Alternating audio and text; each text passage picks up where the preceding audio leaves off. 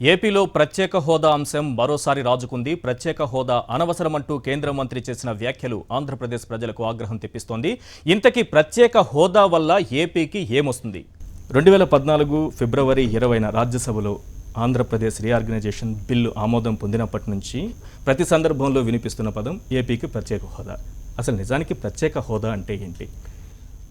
కేంద్ర ప్రభుత్వము రాష్ట్రాలకు నిధులు ఇచ్చేటప్పుడు ఇప్పటి వరకు ఉన్నటువంటి ఫార్ములా అంటే ప్రజెంట్ 14th ఫైనాన్స్ కమిషన్ ఇచ్చిన సిఫారసులకు ముందున్న ఫార్ములా ఏంటంటే రాష్ట్రాలను రెండు రకాలుగా డివైడ్ చేస్తారు. Special category states, general స్టేట్స్ని.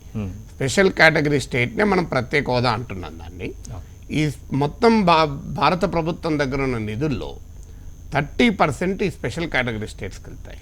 మిగతా అన్ని రాష్ట్రాలు కలిపి 70% వెళ్తాయి. ఈ అన్ని రాష్ట్రాల్లో ఉత్తరప్రదేశ్ లాంటి పెద్ద పెద్ద రాష్ట్రాలు ఉన్నాయి. ఈ 30% వచ్చేటువంటి నిధుల్లో చిన్న రాష్ట్రాలు అవన్నీ. ఇప్పుడు మణిపూర్, మేఘాలయ, నాగాలాండ్, సిక్కిం, త్రిపుర, ఇలా ఈశాన్య రాష్ట్రాలు, జమ్మూ కాశ్మీర్, ఉత్తరాఖండ్, హిమాచల్ ప్రదేశ్, ఈ 8 ఈ రాష్ట్రాలు మాత్రమే. అంటే మొదలు 8 ఉంటే తర్వాత 11 అయ్యాయి. ఈ రాష్ట్రాలకు మాత్రం ప్రత్యేక హోదా ఉంటాయి. ఇవన్నీ కలిపినా ఒక ఉత్తరప్రదేశ్ కన్నా చిన్నదే. ఇవన్నీ కలిపిన వీటికి 30% వెళ్తాయి. ఈ ప్రత్యేక హోదా స్పెషల్ కేటగిరీ స్టేట్స్ ఉన్న రాష్ట్రాలకు సహజంగానే నిధులు ఎక్కువ వస్తాయి. అందువల్ల ఈ స్పెషల్ కేటగిరీ స్టేటస్ కావాలి అని చెప్పి అన్ని రాష్ట్రాలు అడుగుతుంటాయి, తమకు అవకాశం ఉన్నంత మేరకు అడగాలి అని ఉంటాయి. ఎందుకంటే ఈ స్పెషల్ కేటగిరీ స్టేటస్ వస్తే నేను ఇంతకుముందు చెప్పినట్లు మొత్తం ఫండింగ్లో 30% వస్తాయి. రెండవది కేంద్ర ప్రభుత్వం ఇచ్చే పథకాలు ఉంటాయి. ఇప్పుడు మనకు సర్వశిక్ష అభియాన్, రాష్ట్రీయ మాధ్యమిక శిక్ష అభియాన్, ఉపాధి హామీ పథకం, ఇలాంటివి చాలా ఉంటాయి. ఈ పథకాలన్నింటిలో కూడా రేషియో ఉంటుంది. సెంట్రల్ గవర్నమెంట్ కొంత ఇస్తుంది, స్టేట్ గవర్నమెంట్ కొంత ఇస్తుంది. ఇది 50, 55, 70 ఇట్లా చాలా ఉంటాయి. రైల్వే ప్రాజెక్టులో 50-50 ఉంటుంది. కానీ స్పెషల్ కేటగిరీ స్టేట్స్కి వచ్చే వరకు 90% కేంద్రం ఇస్తుంది. అంటే ఒక 10% స్టేట్ గవర్నమెంట్స్ పెట్టుకుంటే సరిపోతుంది. ఇక బడ్జెట్కు నిధులు ఇవ్వనప్పుడు నిధులు ఎలా రాష్ట్రానికి ఇవ్వాలి? 70% అన్ని రాష్ట్రాలకు ఇస్తారు, కానీ ఇవ్వడానికి కొంత ప్రాతిపదిక ఉంటుంది. నీ తలసరి ఆదాయం ఎంత, నీ ఆర్థిక పర్ఫార్మెన్స్ ఎలా ఉంది, ఇలాంటి అన్ని క్రైటీరియా పెట్టుకొని ఒక ఫార్ములా ప్రకారం ఇస్తారు. స్పెషల్ కేటగిరీ స్టేట్స్కి వచ్చేవరకు ఈ ఫార్ములాకు అతీతంగా మీకు ఉన్న బడ్జెట్ అవసరాలను గుర్తించి ఇస్తూ ఉంటారు. అందువల్ల లాభం.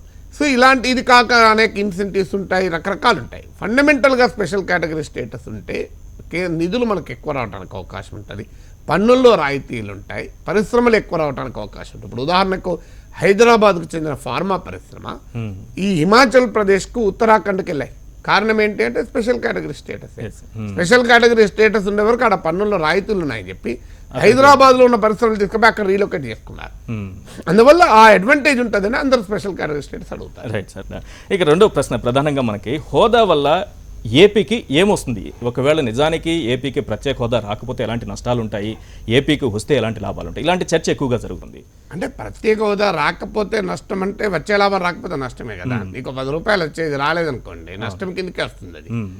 నేను ఇంతకుముందు చెప్పినట్లు ఇప్పుడు ఆంధ్రప్రదేశ్ రాష్ట్రంలో రైల్వేలే పెట్టాలనుకోండి, ఒక 10,000 కోట్లు ఖర్చు అవుతుంది అనుకోండి. 5,000 కోట్లు స్టేట్ గవర్నమెంట్ ఇవ్వాలి, 5,000 కోట్లు సెంట్రల్ గవర్నమెంట్ ఇవ్వాలి. కానీ స్పెషల్ కేటగిరీ హోదా ఉంటే 9,000 కోట్లు కేంద్రం ఇస్తుంది. అంటే 4,000 కోట్లు మిగులుతాయి కదా. ఇప్పుడు సర్వశిక్ష అభియాన్ ఉంది, అంటే ప్రాథమిక పాఠశాలల అభివృద్ధి. దీనికి ఒక 5,000 కోట్లు రాష్ట్రం ఖర్చు అవుతాయి అనుకోండి. స్పెషల్ కేటగిరీ స్టేటస్ ఉంటే 4,500 కోట్లు కేంద్రం ఇస్తుంది. ఒక 500 కోట్లు పెట్టుకుంటే సరిపోతుంది. ఇలా ప్రతి దాంట్లో కూడా కేంద్రము నిధులు విరివిగా వస్తాయి. తర్వాత బడ్జెట్ ఎంత, నీ ఖర్చు ఎంత, నీ రాబడి ఎంత, ఈ తేడాలో బట్టి మీకు నిధులు ఎక్కువ వస్తాయి. అలా కాకుండా ఆంధ్రప్రదేశ్కు నార్మల్గా రావాలంటే ఇతర రాష్ట్రాలకు వచ్చినట్టు ఆంధ్రప్రదేశ్కి వస్తుంది. ఎక్కువ ఎందుకు వస్తుంది? దానికి ఫార్ములా ఉంటుంది, ఆ ఫార్ములా ప్రకారమే వస్తుంది. అందువల్ల ఆంధ్రప్రదేశ్కు ప్రత్యేక హోదా ఉంటే ప్రత్యేకంగా నిధులు వస్తాయి. చాలా సింపుల్ క్యాలిక్యులేషన్. అంటే ఫండమెంటల్గా ప్రత్యేక హోదా ఏ రాష్ట్రాలకు ఇస్తారు? ఒకటి, సరిహద్దు రాష్ట్రమై ఉండాలి, అంటే వ్యూహాత్మకంగా సెన్సిటివ్ స్టేటే ఉండాలి. ఇప్పుడు అరుణాచల్ ప్రదేశ్, జమ్మూ కాశ్మీర్కి ఆ హోదా వస్తుంది. 2, అటవీ ప్రాంతము, కొండ ప్రాంతమై ఉండాలి. అంటే ఆదాయానికి అవకాశాలు తక్కువ ఉండాలి. ఇప్పుడు మీకు ఉత్తరాఖండ్ ఉంది. ఉత్తరాఖండ్ మొత్తం భూభాగంలో కేవలం 2% మాత్రమే సాగుకు అనువైన భూభాగం. అంటే దాని రెవెన్యూ ఎర్నింగ్ కెపాసిటీ, ఆదాయ సామర్థ్యం చాలా తక్కువగా ఉండాలి. అంటే నైసర్గికంగా కొన్ని ప్రత్యేక ఇబ్బందులు ఉన్న రాష్ట్రంగా ఉండాలి. ఇప్పుడు అరుణాచల్ ప్రదేశ్లో చదరపు కిలోమీటర్కి ఒక్కరు ఉంటారు. అదే ఆంధ్రప్రదేశ్లో తెలంగాణలో చదరపు కిలోమీటర్కి 300 మంది ఉంటారు, పైన ఉంటారు. మీరు అంటే ఒక 1000 మందికి ఆంధ్రప్రదేశ్లో రోడ్ వేయాలనుకుంటే 3 కిలోమీటర్లు రోడ్ వేస్తే కనెక్టివిటీ వస్తుంది. అదే అరుణాచల్ ప్రదేశ్లో 1000 కిలోమీటర్లు రోడ్ వేయాల్సి ఉంటుంది. అందువల్ల వాటికి ఉన్న ప్రత్యేక సమస్యలు అవి. ఇకపోతే జనసాంద్రత చాలా తక్కువగా ఉండడం అక్కడ కాను. తర్వాత ఆర్థిక సామర్థ్యం తక్కువగా ఉండాలి, నేను ఇంతకుముందు చెప్పినట్టు. సో ఇలాంటి క్రైటీరియా ఉంది. నైసర్గికంగా ఇబ్బందులుండి, సరిహద్దు ప్రాంతమై, కొండ ప్రాంతమై, గిరిజన జనాభా ఎక్కువ. ఆంధ్రప్రదేశ్లో గిరిజన జనాభా కన్నా తెలంగాణలో గిరిజన జనాభా ఎక్కువ ఇంకా వాస్తవానికి. ఇవన్నీ క్రైటీరియా తీసుకుంటే ఆంధ్రప్రదేశ్ రాదు అని ఒక వాదన. ఈ క్రైటీరియా నిజమే, దాంట్లో తప్పలేదు. కానీ ఇందులో ఇంకొక క్రైటీరియా కూడా ఉంది. లాస్ట్ క్రైటీరియా ఏంటంటే non viable finances of the state.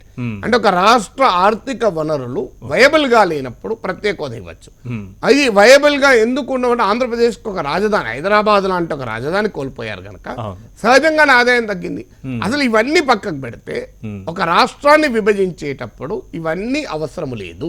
చాలా మందికి అర్థం కావాల్సిన అంశం. ఆ భారత రాజ్యాంగంలో మీరు ఆర్టికల్ 4 చదివితే చాలా స్పష్టంగా ఏం చెప్పారంటే, ఆర్టికల్ 3 ప్రకారం ఒక రాష్ట్రాన్ని విభజించేటప్పుడు, పునర్వ్యవస్థీకరించేటప్పుడు కొన్ని అవసరాల రీత్యా to tide over the exigencies, ఏర్పడే యొక్క ప్రత్యేక సమస్యలను అధిగమించడానికి తీసుకునే ఏ చర్యలనైనా రాజ్యాంగ సవరణల కన్నా కూడా పైన ఉంటాయి. రాజ్యాంగాన్ని కూడా సవరించాల్సిన అవసరం లేదు ఆ చర్యలు తీసుకుంటే. మీకు పంజాబ్ను పునర్వ్యవస్థీకరించినప్పుడు ఒక సమస్య వచ్చింది. రాష్ట్ర శాసనసభకు నిర్దిష్టంగా ఒక మినిమం మెంబర్షిప్ ఉండాలి, అది కూడా లేదు అక్కడ. లేనప్పుడు ఎలా రాష్ట్రాన్ని ఏర్పాటు చేస్తామని మంగళ్ సింగ్ అనే అతను సుప్రీంకోర్టుకి వెళ్తే సుప్రీంకోర్టు ఇదే చెప్పింది. ముల్ల పెరియార్ కేసులో కూడా సుప్రీంకోర్టు ఇదే చెప్పింది. భారత రాజ్యాంగంలోని ఆర్టికల్ 3 and 4 ప్రకారం రాష్ట్రాన్ని విభజించేటప్పుడు ఏదైనా చేయొచ్చు. ఆ రాష్ట్ర విభజనకు ప్రాతిపదికగా ప్రత్యేక హోదా ఆంధ్రప్రదేశ్కు హామీ ఇచ్చారు.